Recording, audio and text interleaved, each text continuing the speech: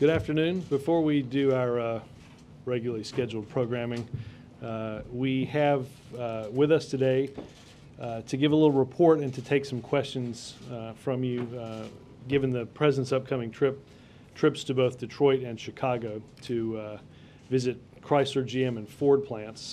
Today we have with us Ron Bloom, Senior Advisor to the Treasury Secretary for Automobiles, and celebrating his second to last day. Tomorrow is his last day, and we will sorely miss him. Ed Montgomery, who is head of the White House Council on Automotive Communities and Workers, to talk a little bit about what the President will do tomorrow. I'll just briefly outline. As I said, the President will make two stops tomorrow in Detroit and Hamtramck, and then the following week in Chicago to talk about the tough decisions that the President made well over a year ago as it related to our auto industry. A decision that has since resulted in a restructured and turned around auto industry, one that is adding rather than shedding jobs, and a decision in and of itself that likely saved 1 million jobs and communities, certainly saved communities from economic devastation. So with that, let me turn it first over to Ron. Thank you.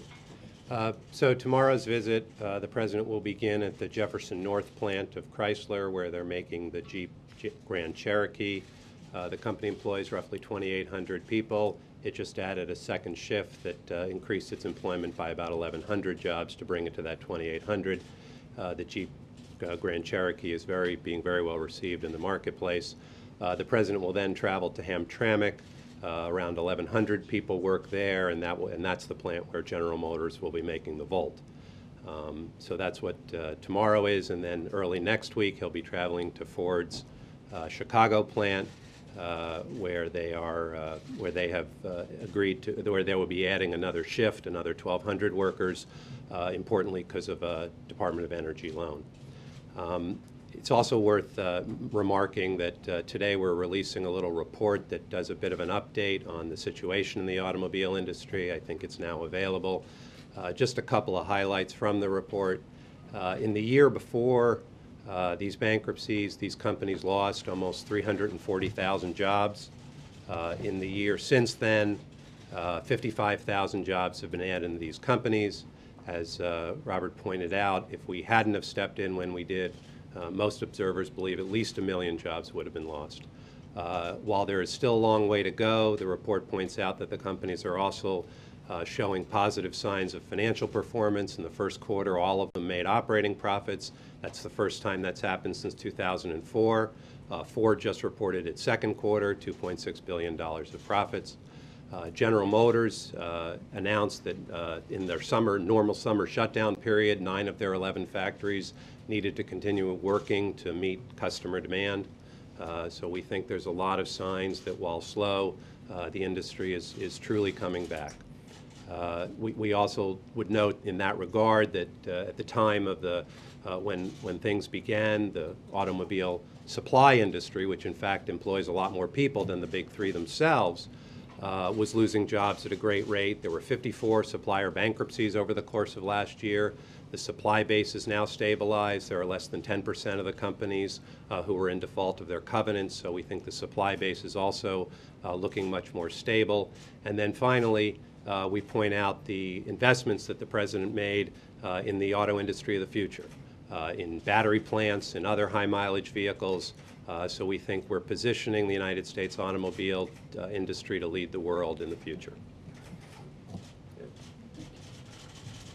A little over a year ago, the President recognized that not only were the companies in trouble, but the communities who relied on this industry were going through distress as well. And so he created the Council on Auto Communities and Workers, and we spent the past year both going out and listening to these communities and then trying to make sure that the resources of the federal government were deployed to help them. They identified a couple of areas which were priority needs for them. First, help the workforce. And so the Department of Labor and the government has made some $50 million in national emergency grants available to help workers in Michigan, Ohio, California, Delaware, and Missouri in the auto sector. On top of that, another $75 million was made available, particularly for auto community workers, to help them transition to new jobs in the green economy, as well as in medical and other high-growth sectors. The second area that they focused on was helping suppliers. Obviously, Ron talked about some of the assistance we did to keep the supply base in place, but also to help suppliers think about how to diversify, how to get into new lines of business away from automobiles. We've worked with the Manufacturing Extension Program and programs like the Ohio Economic Development to reach some 170 different suppliers in the auto sector, specifically in that state alone, to help them with diversification efforts. On top of that, investments like the Department of Energy's 48C Advanced Manufacturing Program allowed over $7 billion in capital to be made available to get people out of and into the new sectors of wind and solar and other advanced manufacturing to allow these communities to have new opportunities going forward. Some 180 projects have been funded through that. And third, these people talked about the fact that these plants, these facilities that were in these communities, which had been a source of strength for them, were now going to be abandoned. Many of them are going to be abandoned. And so working with the Treasury, the Department of Justice, the Environmental Protection Agency, the administration has put forward a plan that will make some $800 million in investments available to clean up these sites and as well as to engage in economic development kinds of activities. An example of a kind of site who will benefit from this fund is Buick City. That was a facility, a huge facility in Flint, Michigan. It closed in 1999. Nothing had done on that site for almost a decade. With the kinds of work that we've been able to do, we've got the Environmental Protection Agency already worked out a plan to clean up the site, to put in place, they can put in place as soon as the money becomes available at the end of the year. And there's hope that there's actually going to be a new investor coming in, take over that site, and create some jobs in that area. And so those kinds of investments were the kinds of things we've been doing over the course of the year, making sure that workers, suppliers, and the communities. A few questions, Deb? Yes, Mr. Bloom, could you tell me, does the government see any hurdles to GM being able to go public? And also, do you expect the government in the IPO that it'll reduce its stake in GM to under 50%? We've stated previously that we are hopeful that General Motors will be able to go public this year. We continue to be hopeful in that regard. A public offering of this nature, or any public offering, is very tightly regulated by the Securities and Exchange Commission, and so until the company files what's called a registration statement, we're really not in a position to give any further information about what the offering might or might not look like. If at some point in the future the company does file a registration statement, which, as I said before, we're hopeful it will, then we'll be in a position to give some more information. Mr. Bloom and Mr. Montgomery, Washington Post had a story this Sunday that talked about the unequal wage scale, or the disparate wage scale now as a result of the federal intervention. Some assembly line workers make $14 an hour, some make $28. Is that the new normal, and is that something that, as this restructured and turned around auto industry looks at for the future, a lower wage scale, one that does bring some concerns to those who are on the line now and are anticipating or trying to plan for their future? Is that the new normal in American auto industry? We're not, I can't say what the new normal is. The company and their union, in the context of this very difficult situation, worked out a new labor agreement which reduced the company's costs. We did not intervene and tell the company and the union we would rather they do it one way or the other. There were very difficult sacrifices made by all stakeholders which allowed these companies to restructure. And we're confident that over time the companies and their unions will work out a fair and equitable situation. Mr. Montgomery, any comment on that? Well, I would just say it was not new. It didn't start the notion of a two-tiered, different salaries for the newer workers versus older workers didn't originate under the restructuring going on here. But as Ron had just said, Thanks for the promotion. Yeah, that's what I said. Obviously this is something the UAW is negotiating. They thought that this was necessary for the survival of the company. And Major, let me just add this. I mean, when the president made these tough decisions, he did so asking for that conditions be placed on this money, and that tough sacrifices, as these gentlemen have said, be made by all. I think if you look back at that article, I think everyone was struck that despite what their wage per hour was, those workers were happy to have jobs, happy to be, their communities are happy that the plants that have been there are there and are thriving. And as we've said, we have an auto industry that instead of shedding hundreds of thousands of jobs is adding jobs. I think, and I'm sure Ed can talk to this, my guess is that when the president walks into any of these plants over the next three, in the next 3 stops, my guess is that the first 10 or 15 people that he sees and meets and talks to aren't going to be the first of their generation working in that plant. There'll be fathers that worked there before they did, grandfathers that worked before they did as well. And these facilities build strong communities and build strong economies. And as a result of the tough investments that we made and the tough sacrifices made by all, we have an industry that looks fundamentally different in its progress than we did just a year and a half ago. Real quick, Robert. Point was made this weekend that Ford, though not receiving bailout dollars, benefited nevertheless because suppliers remain alive. Would you address that and talk to us a little bit about your understanding of how, though Ford did not seek nor did it receive, it still was either an indirect or direct beneficiary of this intervention? Yeah, I think the entire industry was an indirect beneficiary. The transplant companies were an indirect beneficiary too. This is an incredibly interdependent industry. And if GM had failed, a very large number of suppliers would have immediately failed, who would have been so significant within their GM business would have meant that they couldn't succeed. And that would have had a cascading effect through the balance of the OE industry, Ford included, and potentially others as well. So I think there's no question that the president's intervention helped the entire industry. I think that's a good thing. I think the American automobile industry directly employs today 1.7 million people. And so that is one of the reasons why it was so important to look at General Motors and say, this company really matters. And if its stakeholders are prepared to do the tough stuff, then it is a good investment to try to help them. So yes, I think there were many other companies that benefited, and I think that's a very good thing. And Major, as the CEO of Ford said back in December of 2008, they weren't looking for direct money, but went to support the efforts of Chrysler and GM, because as he said then, and as Ron said, without that supplier base, Ford would not have been making cars not within weeks, but within days. They would have been forced to make some changes, which is certainly significant. Mike?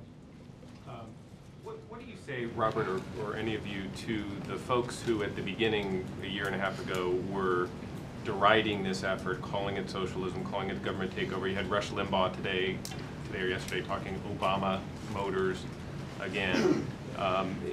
Is essentially the message here a sort of "we told you so"? No, because I'll say this. Look, Rush Limbaugh and others wanted to walk away. Rush Limbaugh and others saw 1 million people that worked at these factories, that worked at these part suppliers, that supported communities, and thought we should all just walk away. The president didn't think that walking away from 1 million jobs in these communities made a lot of economic sense. Let's go back now and look at where we are. The president and the team expect, after these tough decisions and after the conditions that were put on the restructuring that enabled them to change the trajectory of where we're heading, as Ron said, we've got auto companies that for the first time since 2004 all showed an operating profit in the first quarter of this year. It's adding jobs. And the money that this administration invested, about $60 billion, we believe we're on the path to recouping all of that. That's a significant story. And it's not, as I told a few of you guys yesterday, it's not a zero-sum game. 1 million people leaving their job would have had a multiplying economic effect. That's 1 million more people that would have been on unemployment benefits. And certainly, as Ed knows, when you walk into these communities, it's not as if these communities have a lot of other businesses because they're built around these plants. So you're walking away from 1 million workers. You're walking away from the communities where these plants have been built. And quite frankly, you're walking away from a future that when the president walks into that factory that's building the Chevy Volt, 2 or 3 years ago, if you go back, there was a lot of talk about whether or not you could even develop the technology necessary to put an electric battery in a car and have it go 40 or 100 miles without kicking into a gas engine or charging it every 10 miles. That was unsure. There was also a lot of doubt about whether any type of car like this would ever be built in this country or driven in this country. And if they were driven in this country, they would likely have been shipped over here and imported. Now these cars will say, made in America, by American workers, and bought by Americans. And that's significant. I'll let those that sat in the cheap seats a year and a half ago and wanted to walk away from 1 million explain to every one of those workers why they made that decision. And I think better yet, ask them if they had that decision to do all over again, knowing that $60 billion we're on track to get paid back, knowing that there's 1 million people that are still employed, knowing that we're adding 55,000 jobs, that plants are working through what's normally a planned summer shutdown, and that we're creating the jobs of the future, whether they thought the decision they made 16 or 18 months ago different than that of the President of the United States, whether they still stand by it. And then you should ask Mr. Limbaugh, I don't know what kind of car he drives, but I bet it's not an F-150. Can I just follow up real quick? Yeah. Even the president has said all along he didn't want to be in the position of running a car company, and that this kind of a government, use whatever word, takeover, intervention, whatever, isn't ideal. Are there things that you've got, even in the success that you are touting now, are there regrets or things that you are trying to be careful about in terms of not having this become a sort of precedent-setting thing for other industries? Yeah, the president has in fact been extremely clear that he did not run for office to be taking over car companies. And I think, in fact, if you look at our behavior since the bankruptcy ended, he's been exceptionally true to that word. The administration, nobody in the administration is directing General Motors on what to do on a day-to-day basis. We are not running these companies. And many people did assume that if we became the owner of the company, the next thing we would do is to direct the affairs of the company. And that's exactly what we haven't done. We were very involved in the bankruptcy. We did insist on major change in management in the board of directors, and then we have very consciously stepped back. We have not intervened in these companies, and while we're very proud of their success and changing the culture the way they have, et cetera, and while we think that the president's support was essential to giving them that second chance, the fact is they are now grabbing that second chance with their hands, and they're doing it. So we were absolutely concerned about those things, and I think we've acted in a way consistent with those concerns. And there was a process and a structure put in place to ensure that despite the level of ownership, we were not involved in voting decisions. But if this thing has worked so well, I mean, in theory, somebody might say, why not do it for other things? I mean, well, again, that's not what the president was here to do. The president made a decision based on what we all believed were economic ramifications that were too big to walk away from. Yes, sir. So, Mr. Bloom, I'd like to ask you how confident you are that the U.S. government is going to be repaid in full, given the improved performance in the auto industry you've described. And also, I can try you again on the GM IPO. We've reported that the filing is going to be in the week of August 16. Could you at least talk about the timing of the filing? You can try me as many times as you want on the IPO. You're not going to get a different answer. And I think Robert spoke about the investment situation. The Obama administration has invested $60 billion into the automobile industry. the latest valuation from the Office of Financial Stability has the value of that investment in the aggregate at $60 billion. So that's where we are, and you know, we haven't realized on that yet. There still has to be a process of selling the shares. Right now, the trajectory is positive. Yeah. I would just say, in terms of the, as Ron said, once you get to a point in an IPO, there are some good rules that the SEC has employed that we're all trying to make sure don't get us called by that agency. Yes, ma'am. Well, you can't keep jobs if you can't sell cars. I wonder how confident you are in the strength of these auto companies, and if the administration thinks it's appropriate to do another round of cash for clunkers or something similar to sort of stimulate this sector. Well, I don't have the exact figures with me.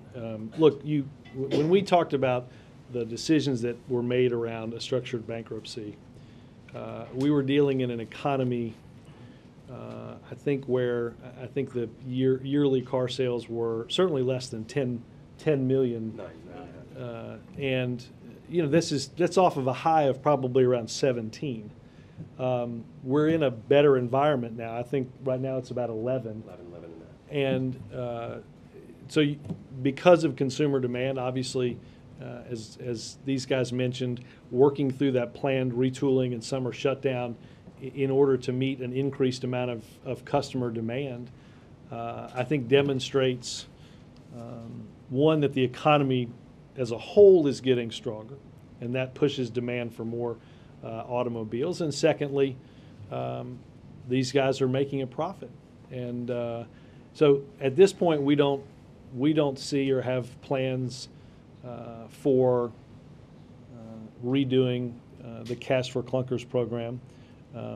But I would say the investment that was made on that, not only did that spur an enormous demand, but it took cars off the road that were, by definition, older and more polluting, and put newer, cleaner models on in their place.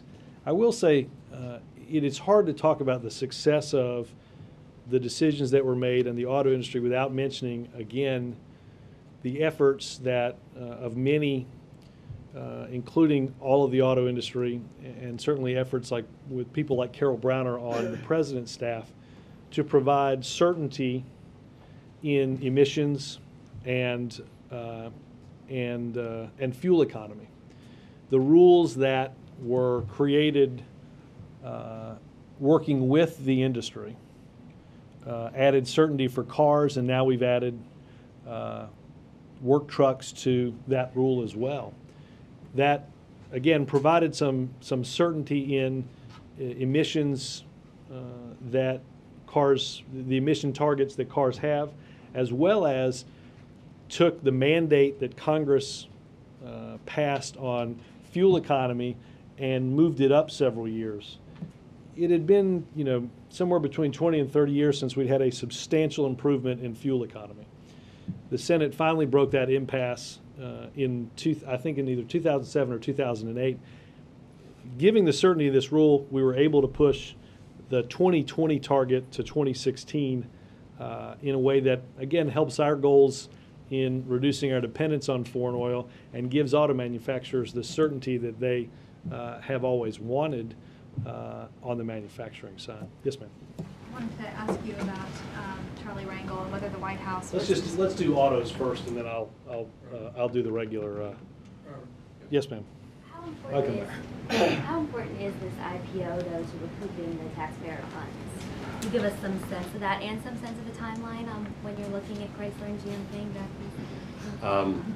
The IPO is important because almost all of our investment in General Motors today is common stock. We have $2.1 billion of preferred stock, but the vast majority of the investment is in common stock. So the absolute expected way one receives value on that investment is for the company to offer its shares to the public, and then for there to be a public float, and then for us to be able to sell in both as part of the IPO and subsequently into that public float. So it is very important, and as I said before, we are hopeful that it can be accomplished this year. After that, it will remain to be determined on what schedule we can sell the rest of the shares. In the Chrysler case, most of our investment is in the form of debt. There's a small investment in common stock. We are hopeful that at some point Chrysler will also be able to offer shares to the public. We don't have any visibility to that at the moment. But the debt has a maturity date of about half at 7 and half of 8 years from when we made the loan. So in the current trajectory, we would expect Chrysler to pay back their loan when it's due. Robert, you have said several times here that the $60 billion will be paid back, the Obama administration's portion of it. Why is there a distinction being made between the full amount that's been paid out of the TARP and what the Obama administration is going to be paid back, or that portion that the Obama administration? Well, Mike, we're not, I was not, as you probably know, not here when the Bush administration made that 25 million. Right. No, will there be a net benefit? You're or right loss? that the total liability is 85. Again, our goal, and as you've heard the president enunciate, is that the taxpayers won't be on the hook for one dime of money. That's why you heard the president talk about a financial crisis responsibility fee in order to ensure that taxpayers are fully paid up. I highlight the difference largely also because the criticism at the end of 2008 was that you're giving monetary help but not asking that the companies do anything differently, right? And you know, look, you'd watched companies go through, in some cases, substantial cash reserves until they got to this point. The president recognized part of the reason that we were at that point were some bad management decisions. And the president required and conditioned that investment on everybody making a sacrifice. So that's the reason for that. Okay, and I guess this goes to Mr. Bloom. The Volt is said to be going to be priced around $41,000. That seems kind of high. It's a heavily subsidized through various tax credits for the batteries and what have you, price to begin with. Is it marketable at $41,000? Is that a concern to the administration? Well, a couple things. I think it is worth noting that the company will also be offering a lease at $350 a month. It's also worth noting that this is a new technology, and most times when new technologies come out, they are more expensive, and because of the president's investments in the battery industry, we absolutely expect battery prices to come down over time. And finally, we do not tell General Motors what to charge for its cars. We don't tell them what to charge for the Volt. We're not going to tell them what to charge for the Cruze. General Motors has an extremely competent management supervised closely by a board of directors. We are confident that they are carefully thinking through what the price of the Volt ought to be as much as they are what the price of the Cruze or the Cadillac CTS would be. And exactly that sort of decision, back to the earlier question, is exactly what we have resisted the temptation to do. 61% of the company. Yeah. And so is there a GM concern that it will succeed or not succeed? GM makes decisions every day about cars that they're going to sell, at least in the next couple of years, a lot more of than the Volt. And our confidence rests in the management and the board of directors that they will carefully weigh all those facts. And we believe General Motors is broadly on a good track. Mike, I'll get you the graph that before the president went to Western Michigan to do the batteries, we had a graph of, and I'll get it for you, that showed as you have more and more of these made, as you streamline that process, the investment that we made that will greatly increase the number of those facilities in this country will, by definition, drive down the price for each. Mr. Shearer? I have a question for Mr. Montgomery. You mentioned a $50 million program, a $75 million program. I wonder if you could talk specifically about Detroit and what your office has been able to provide that community, and then if you could put it in some perspective in terms of the needs of the city, which are enormous. I mean, are these programs that are really having an impact on how well a community like Detroit is doing, or is this just really working around the edges? Well, you know, obviously, clearly Detroit was a distressed community and has been a distressed community for a considerable period of time. Its unemployment rate is close to 20% and remains there. The programs that we've talked about, the national emergency grants, there was a regional grant that went to Southeast Michigan, I think around $9 million, which was dedicated to programs in the Detroit region. They were part of the $75 million. Detroit won several of those grants. The Detroit region won several of those grants to help those workers train. As we've said all along, we've got a long way to go. We can't be happy with the unemployment rate in the state of Michigan at over 13% or in Detroit in the 20%. But these are providing some needed resources to help auto workers and others in the community begin the process of finding jobs. So what more needs to be done then? What more can the federal government do going forward? Do you have recommendations for the president? Well, obviously we want to continue what we have been doing. How do we create new jobs? How do we support small businesses? How do we create, who are the source of growth? And how do we encourage them to hire additional workers? I think those are absolutely critical in cities like Detroit and around the Midwest. And I'd say, I don't think anybody believes that the auto industry alone is going to, as Ed said, bring that unemployment rate in and of itself, or only bring that thing down. But it is also hard to imagine both the city and the state making the kind of progress that we all want it to make without an industry that is making the progress that we've seen. Bill? I want to go back, Mr. Bloom, to Mike's question about the sticker shock on the Volt. The problem is that the Nissan Leaf is out at the same time for $33,000. So isn't it asking a lot of an American to pay an extra $8,000 just to drive the American electric car versus the Japanese electric car?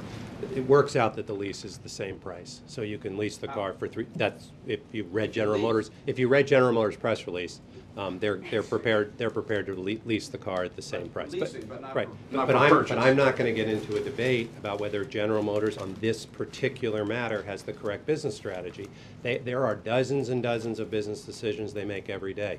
They believe that people will buy this car in a sufficient number that they're manufacturing it. I think they believe that some number will lease it, and they believe some other number will buy it and use the tax credit that's available. Over time, we are confident that the prices of these sorts of cars will come down. Different companies have different strategies. In the next 2 years, there will be 20 different either electric or hybrid or gas or plug-in hybrid cars hitting the road. These are the first two. This is going to be a very big open competition. I think that's terrific. And I think what's going to result in it is more and more Americans will eventually be able to buy electric-powered cars. Just to follow, as owners of this company, or at least 61%, wouldn't it make sense to somehow influence the cost of the Volt to make it more competitive? Yeah, the problem with that, Subsidize right, the problem with that slippery slope is it never ends. Because I could equally make the argument that General Motors ought to also charge 2.6% less for the Cadillac or 3.1% less for the Cruze. Every management decision can be second-guessed. And we made a very firm decision up front that either we were going to run the company day to day, or we would find the finest management and most independent, hard-nosed board of directors we could and ask them to take on that responsibility. We made the latter decision, and if we violate it on one thing that seems important to us, then we will violate it on everything, and then I think then it is government motors. And the history of the last year is it absolutely has not been, and we intend to keep to that. Yes, sir. Thanks, Robert. This is for Mr. Bloom. You and others have mentioned the figure 1 million jobs saved several times throughout the briefing. It's up on the monitor behind you in a graphic. And I see in the graph that you rely for that figure on the Center for Automotive Research, which is a think tank in Michigan which is funded by the auto industry. Do you think this is an objective source to come up with this particular number? Right.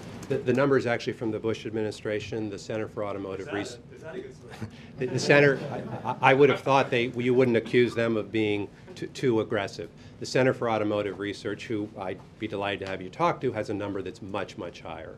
We're actually using the low end of a number of numbers that have been put out. Margaret?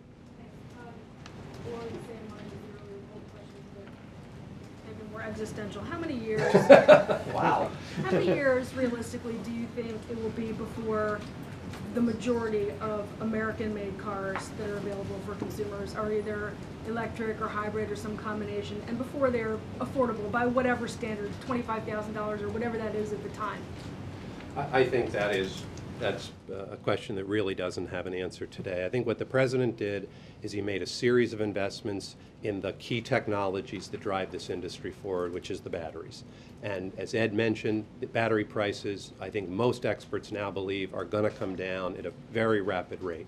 Exactly when that hits the crossover point so that most Americans want to buy an electric car, I don't think it's knowable. I think the issue for the government is, can we do things that can set the conditions for that? And I think the President, by his leadership, has done that. But honestly, it's going to be private actors in the marketplace competing for market share that are going to determine that answer. So I don't think we can sit here today and make a prognostication on that. Obviously, we're committed to trying to help it happen, but it's going to happen importantly because private sector individuals choose to put their money at risk and make these cars. And look, Margaret, in 2000, I bought a 2005.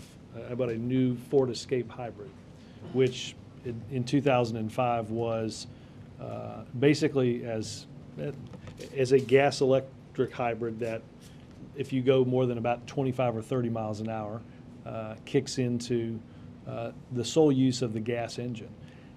In 2005, that was basically the cutting edge of domestically offered technology. Look, in 5 years, you're at a point where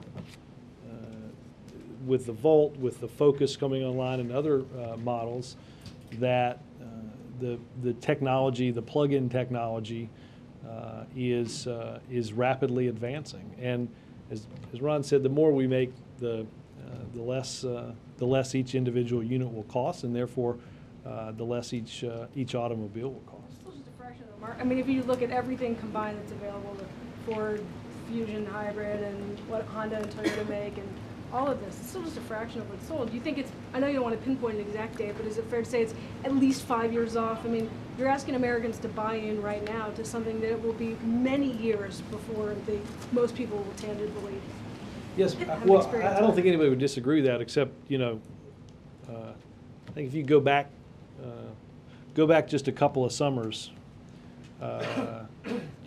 gas hit above $4 a gallon. My guess is you saw a lot more, people can recall seeing a lot more Hummer H2s on the road, say, 3 years ago than sort of post late summer 2008. In fact, by and large, it's a brand that has been sold. Look, as the technology changes, I think more and more people will take advantage of it. Glenn, do you want to add something? Yeah, well, one other thing. I mean, look, for a lot of years, and Robert pointed this out, these companies were criticized for not having long-term strategic thinking. We now have these companies thinking long-term. They understand this is not a next year after issue. This is a long-term bet that they're making on the direction of the industry. That bet is going to take a while to pay off, but I think we should be applauding their willingness to try to look ahead, because for a lot of years, people said the companies wouldn't look ahead. They always tried to fight the future. Now we have companies trying to shape the future. So I'd rather criticize them for thinking less far ahead than criticizing them for thinking too far ahead. I think that's a welcome change. I mean, the gas prices resulted in the industry itself changing its viewpoint on increasing fuel economy standards. Again, something that took decades to happen, but was moved along by gas prices. Glenn, and then I'll come and Jack. Mr. Boone, do you think it's a good idea for the federal government to buy or lease a substantial number of these Volts at this $41,000 a year price point? We have no particular plan to buy or lease the Volt or the Leaf. There are ongoing discussions about whether there might be an opportunity to have some amount of it, but I don't think that's going to be a principal way this car is going to get introduced. Yeah. Jackie? To follow up on what Mr. Bloom was saying, and then you joined in, what assurance do you have, does the country have, that they will continue to be so forward-thinking, particularly since gas prices have come down in most parts of the country a long way from a couple summers ago? There are no guarantees. We made, as Robert said, the President made a decision to give this company a second chance. We insisted on very substantial change in their cost structure, in their operating footprint and in their management and board of directors. But we are not going to retain operational control to assure ourselves that everything they do meets our satisfaction, because we don't believe that's the proper role for the government. So is it possible that someday in the future General Motors will lose its way again? I think the fact that that's possible is a good thing, because that's what American companies are supposed to do. They're supposed to compete in the private marketplace. This was an intervention at an extraordinary moment in our nation's history. It was done to prevent, as Robert said, the loss of 1 million jobs. We are determined to exit that investment as soon as is practicable, and this company's future will be in the hands of its management, of its board of directors, of its employees, and of all the stakeholders who sacrificed. We want to get as much of the taxpayers' money back as we can, but that's not going to cause us to intervene in running the company. Yeah. Realistically, when can the administration completely exit its investment in the auto companies? 2012, beyond? I think that's not something that's knowable today. I think the guidance we put out, which we're sticking to, is as soon as practicable. And that means exactly what it says. We don't like having this investment, but we're not going to sell it at a fire sale. So we're on an orderly course. We believe General Motors can achieve an IPO this year. We remain hopeful of that. We are hopeful Chrysler will be able to achieve one at some point thereafter. We're going to take this slowly and carefully, and we're not going to be irresponsible. We recognize people don't want us to own the company. We don't want to own the company. But to do it at a fire sale, I think, is irresponsible to the taxpayers. So it's a careful walk, and we're going to walk it carefully. And I would say, look, I think if you travel back to the decision that the president made in the Roosevelt Room, there was no guarantee at the time in which the president made that decision that one or both of these companies would survive. I would recall very distinct conversations about whether or not it was slightly better than 50-50. What we've seen since then, and I think this is a fair characterization, that where these companies are now exceeds where we believed they'd likely be at this point, and that their situation has only gotten better quarter by quarter than, again, where we thought it would be. So they made some tough decisions. The president made some tough decisions. And now when we look back at both where we are and where we were, we see real sustained progress. Yes, ma'am. Given that success story that you're describing here today, why hasn't the administration gotten more credit for stepping in and righting these companies? Honestly, Elizabeth, I don't think the story that the president is going to embark on telling is well known. I doubt many people in this room, and you guys are largely the reporters of said stories, would or have pointed out that for the first time since 2004, each of the three companies in the first quarter of this year represented had an operating profit, or that since GM emerged from bankruptcy, 55,000 jobs have been added. Could the administration have done a better job, and as this turnaround slowly came about, step by step communicating that better to the public? I think we have, and I'll say this is the report that we're putting out on the auto industry isn't the first one. It's the second one that we've done. I look forward to reading in your newspaper tomorrow. Attention assignment editors. The arc of the decision that the president made and where this industry is. The president will be here and he will tell that story, and will tell it to the workers who work on those lines today because of the sacrifices that they made and the tough decisions that were made here. We're going to do it an awful lot over the next week to 10 days, and I think, in all honesty, if people get a sense of what went into these decisions, what resulted in the structured bankruptcies, and then what has resulted in the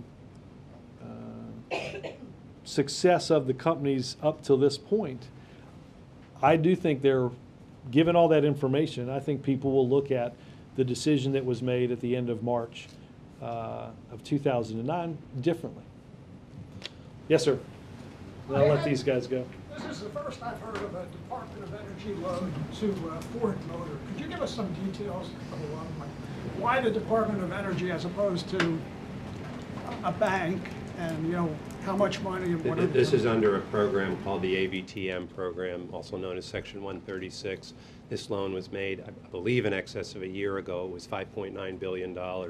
It's been, fairly well discussed and disclosed that this was a program that the Congress had put in place to provide funds for these companies to invest in new technologies to get more fuel efficient. And that was the purpose of the program, and the program is ongoing. Other companies have applied for it. There was a loan to Tesla. There was a loan to Fisker.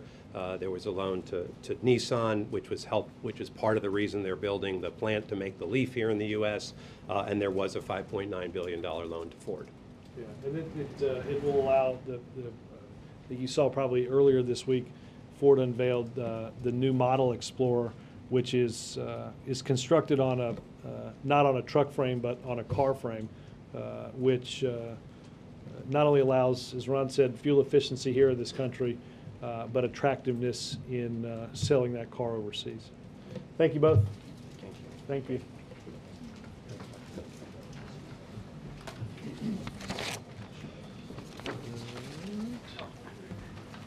Yes, ma'am. What is I tell me? No, I was listening. But I realized that you were not talking about a new model car, and was yes. So is the White House disappointed that there wasn't a deal reached before the session started today? Do you think that's damaging to the party and to candidates? Look, some of this has happened while we've been up here, and I want to get some more information on where the situation is. There is a bipartisan panel that's looking into this and into these serious charges. We think that is important to do, and I don't want to prejudge that outcome. I will get some information at the end of this and see if I need to update that. Well, the session started before we came in here, so and the deal wasn't reached, so that's not still an open question. I will wait and get a full picture before we have anything additional to say. Okay, and then let me ask you about the judge's ruling on the Arizona immigration law. Republicans already starting to use it in fundraising. Looks pretty clear it'll be an issue of some magnitude in the elections this fall. Is that something you all are worried about, and is that something that the political folks here have kind of a plan to deal with? Well, look, I would echo what the Justice Department said yesterday about the judge's decision. I think the judge ruled that and reaffirmed that the responsibility for immigration reform and for immigration law rests with the federal government. We all understand the frustration of Arizona and border states at this problem, but believe that instead of a patchwork of 50 state laws, that Congress has in the past and should act now to enact comprehensive immigration reform. Look, Jennifer, in terms of the politics, the president has made decisions since coming into office, autos being one of them, that he didn't make based on polling. I think if that were the case, we'd be looking for a new pollster. The president and the Justice Department believed that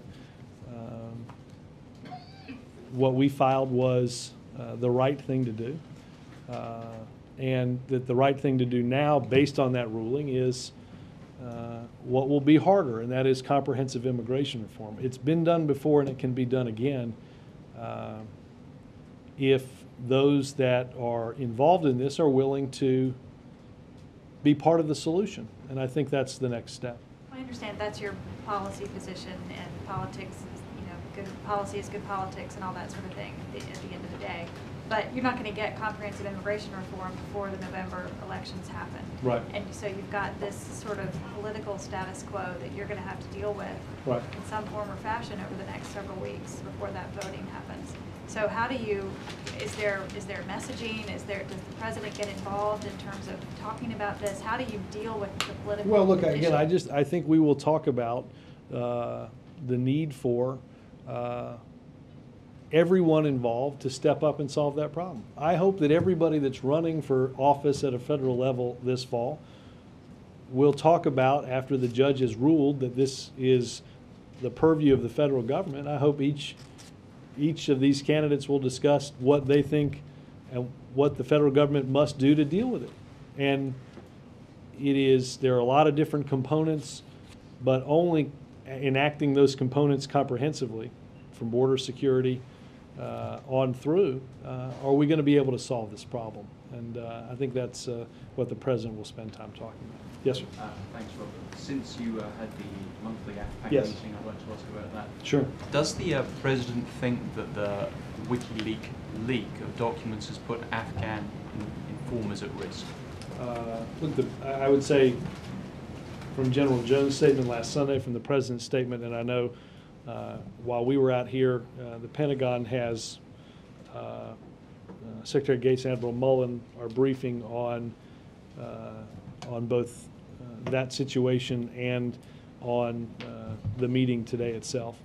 I said we believe that this has the potential to put people, our troops, those that cooperate with our efforts, into harm's way. Has it identified any points in the documents where people? I don't want to get into I don't want to get into that level of that detail. I will say this, and I know this is.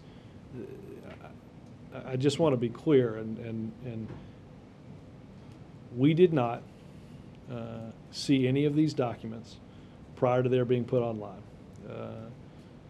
We worked with the New York Times on some questions that they had. They were able to see some of the documents beforehand.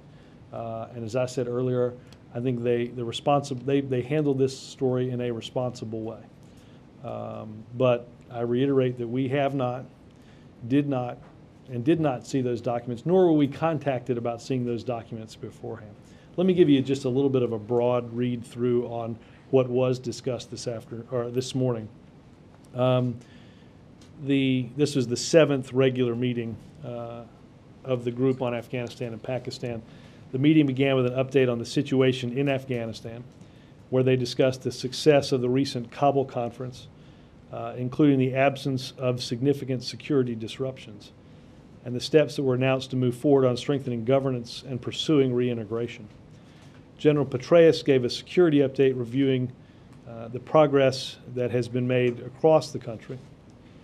On Pakistan, the group reviewed the recent strategic dialogue that Secretary Clinton held in Pakistan, while also discussing our continued efforts to support the Pakistani military's actions against violent extremists within its borders. But just to come back to the WikiLeaks, was the sense in the meeting that there's going to be an operational impact? Well, I would say that was the due to the leaks. I mean, our sense. I will say this: the WikiLeaks was not something that took up any real measurable amount of time in today's meeting.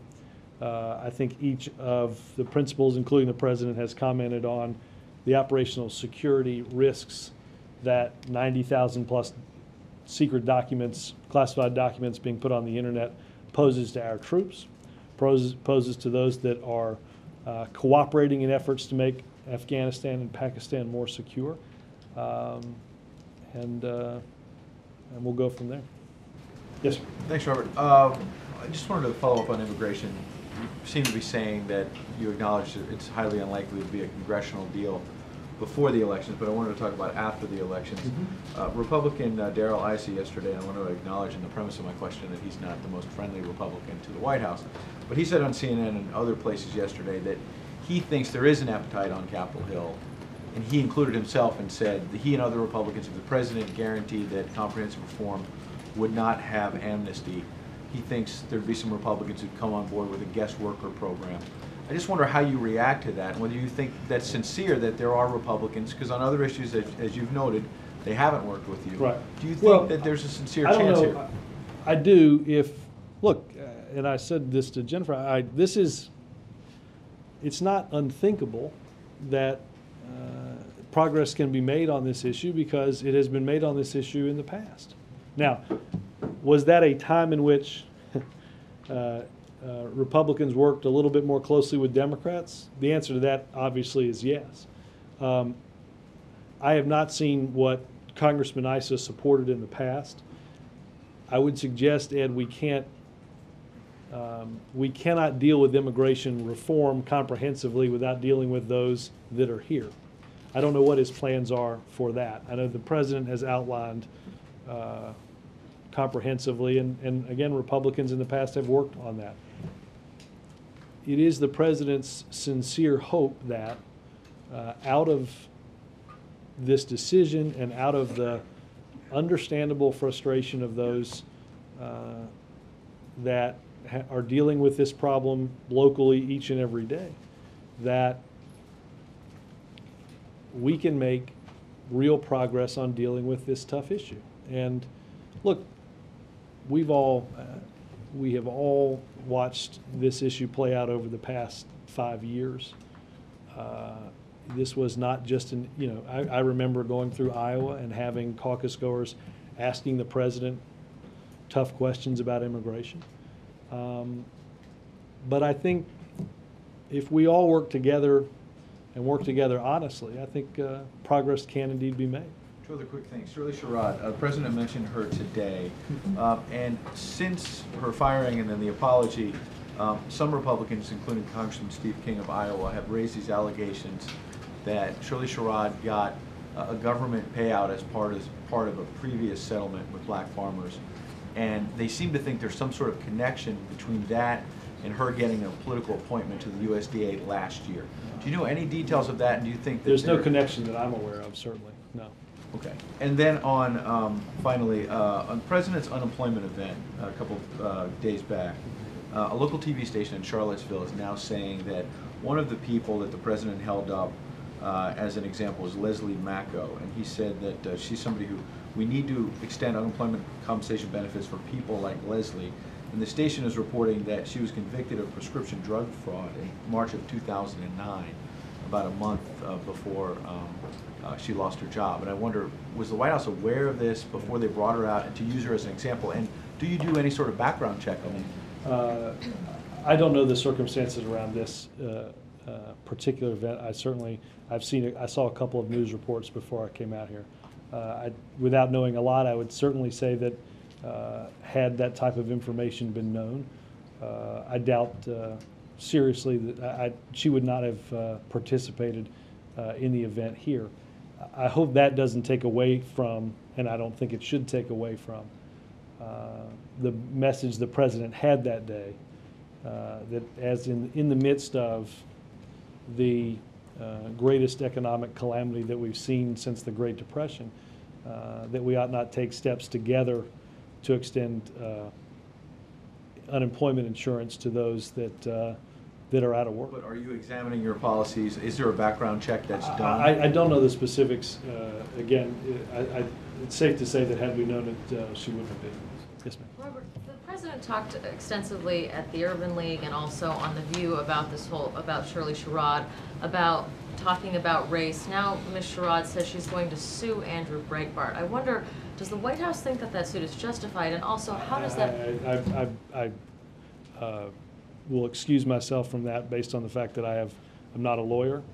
Even if I was, I wouldn't. I don't know why I would get into answering questions about one citizen's decision to sue another. But how does that play into the whole narrative, to the whole teachable moment? I mean, if you have an incident like this and it turns into a lawsuit, surely that doesn't play into what the White House hopes comes out of an event like this. Well, look, I'm not going to speak for the actions of the individual that put up a video that clearly was heavily edited to the point of not showing the end of the story.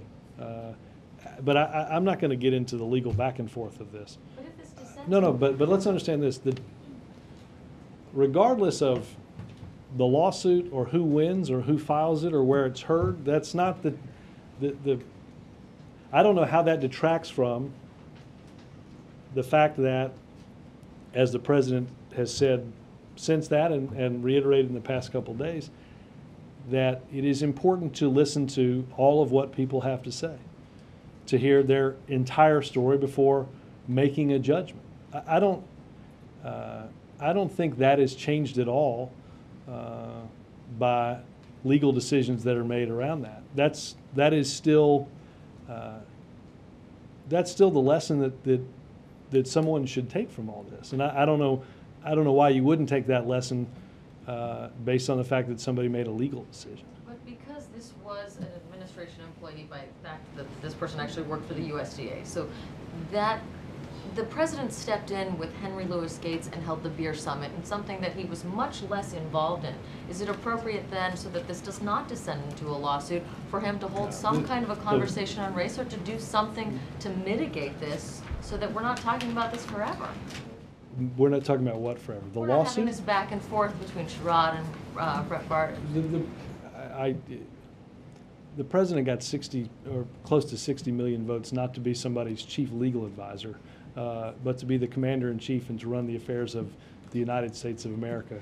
Individuals can and should make their own legal decisions regardless of who their employer is. Robert, that's not what she's saying. You were brought, this administration was brought into it, in the weeds of this, because of your reaction. But April, I would not get involved in, if a federal employee had been dismissed from federal service, got into a car, and or however, and got into a car accident that they believe they should sue about, why would the president of the administration get involved in that? But this administration No, is but part why of would the the- hold on. casualty of this Brett April, Bart why would the president- heavily edited videotape. Why would the president of the administration get involved in that lawsuit?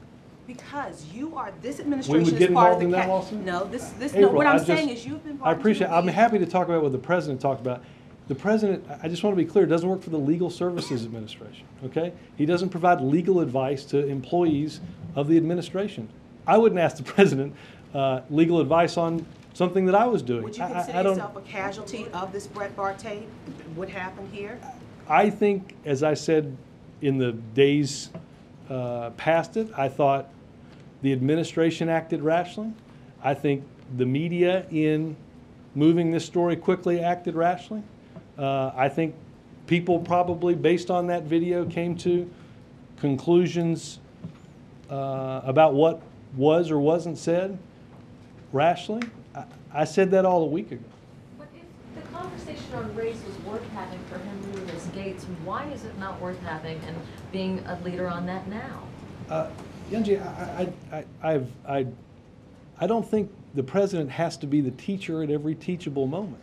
I hope you can look at what happened and discern the lessons that one should take away from it without having to have the president tell you what to take away from it. They're still fighting.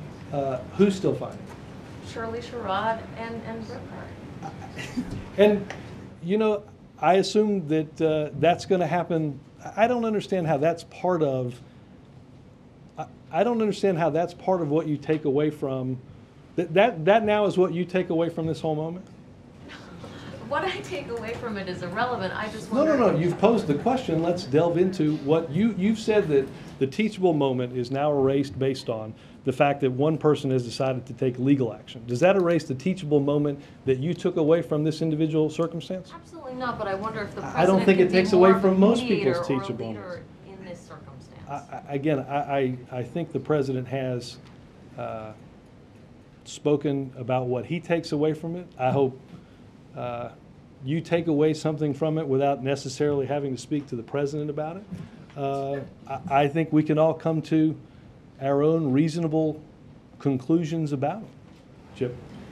I take it the president's not planning a major speech on race as a if he does, he'll hire Yunji as a lawyer beforehand. I just wanted to confirm that. Is the president aware, well, first of all, do you have anything on the Arlington Cemetery situation with Claire McCaskill investigation now finding that it's not 211 graves that have been misplaced or that's misnamed, but 6,600 possibly, a major scandal?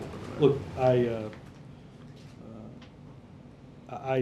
said this when it was thought to be the lower number, and I think it remains true with the shocking numbers that we're now seeing, that what has happened here is completely unacceptable. Arlington Cemetery is the hallowed ground and resting place for those that have bravely served our country, and they deserve far better than the treatment that they received. Secretary McHugh has made correct personnel changes, and the former superintendent has taken responsibility for what happened. But what did happen is not acceptable and should not happen. Is the president aware of this? Do you know? The president has seen reports about this and rightly shares the opinion that what happened is unacceptable. Does it sound like a firing offense somewhere in there? Well, again, the superintendent has taken responsibility, and Secretary McHugh has fired many people. But on immigration? sorry. Yep. Oh, hi. Quick question on Sherrod. I guess she told an organization this morning she wasn't sure if she was ready to decide if she could accept the new job, and one of her concerns was that there was no budget for this office. Can you allay those concerns? I would point you to the USDA has been talking to her, and they're the ones who offered her the job. Again, I think it is, as you heard the president say and as you've heard the Secretary of Agriculture say, she has unique experiences that would be valuable in this government. Is the job offer indefinite? Again, I talked to Secretary Vilsack's office. Okay, on the tax cuts, you know, the president has often said in the past, remarking on the Bush tax cuts, that the tax cuts were the richest and they weren't paid for. I guess my question to you is, you plan to extend the Bush tax cuts for the middle class. Do you have a plan to pay for those? The president believes that those tax cuts should be extended.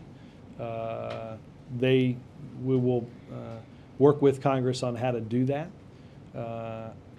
The president believes we cannot afford to raise taxes right now on the middle class, but that we cannot afford to add, in addition to add to our deficit an additional $700 billion for the high-end Bush tax cuts. But as far as the middle class is concerned, he's okay with not paying for it, not Well, adding? again, we believe that it would be wrong right now to raise taxes on the middle class. And if that means deficit spending, so be it. If that means deficit spending, that's what it means.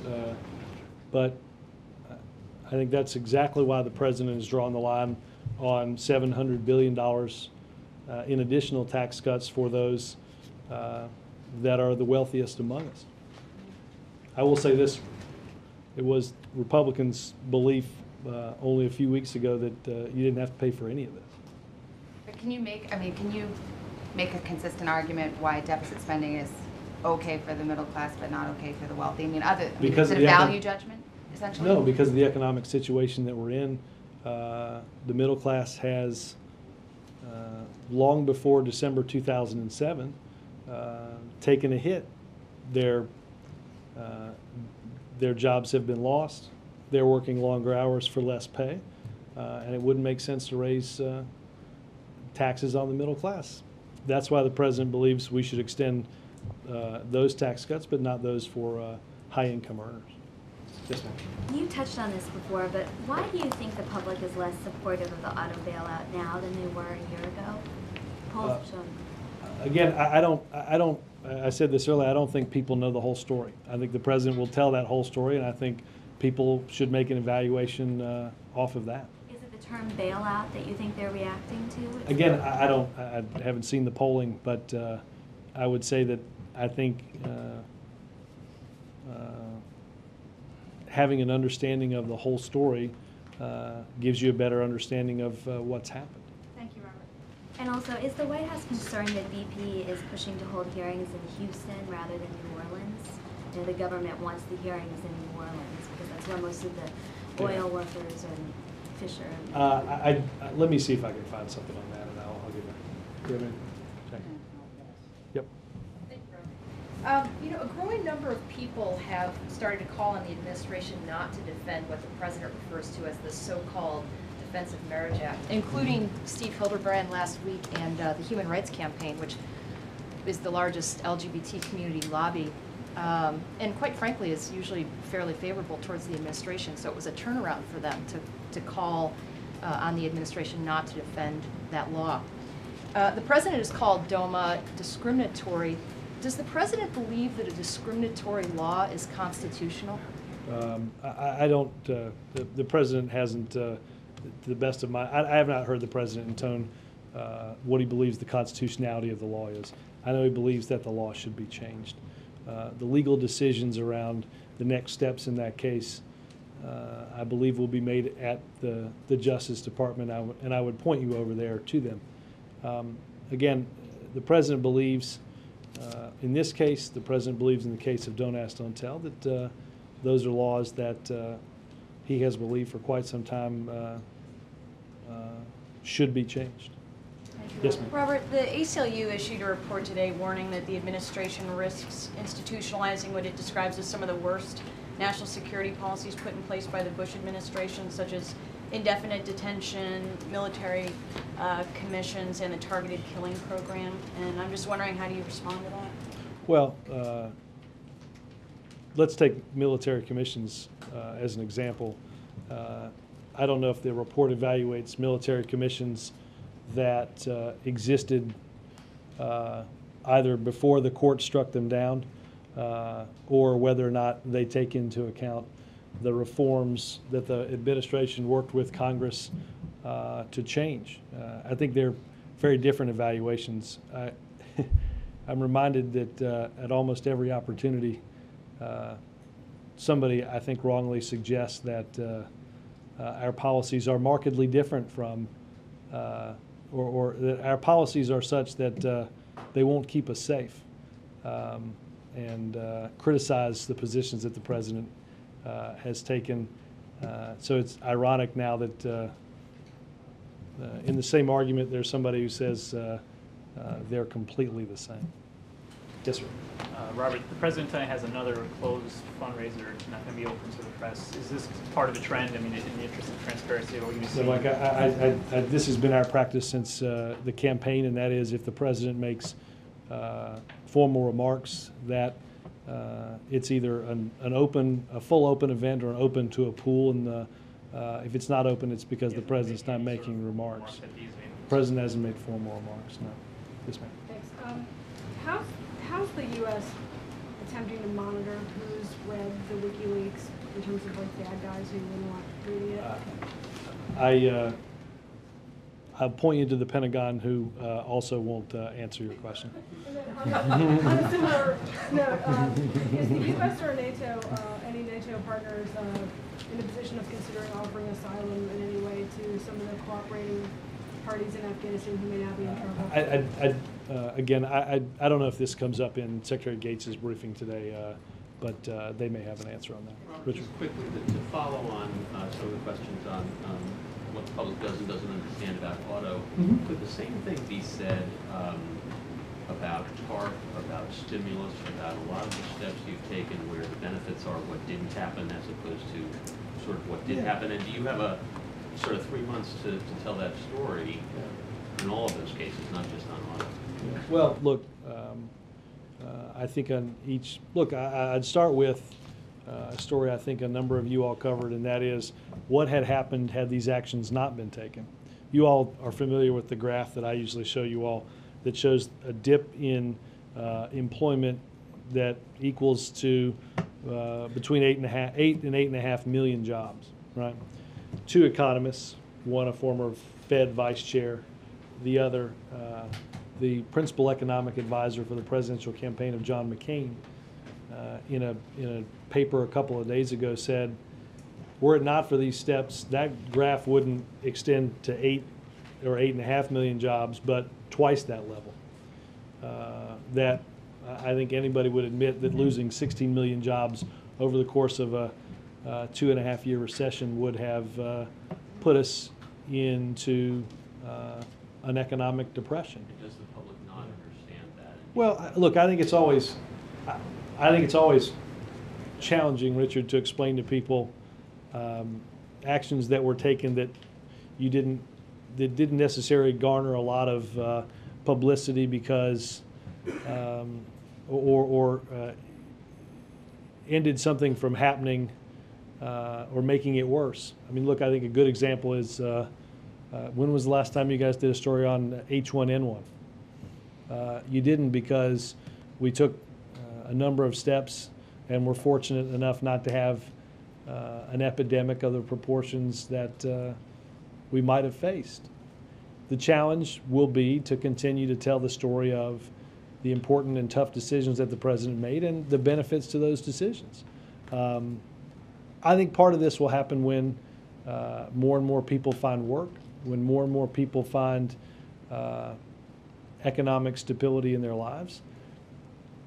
But I think it will continue to be a struggle, Richard, to create that type of recovery when the Senate does what it did today, and that is employ the same tired partisan tactics that the American people are sick and tired of to hold up a small business bill that cuts capital gains taxes to zero, increases the deductions that small business can make on investing in equipment, and helps provide capital to community banks to loan to small businesses.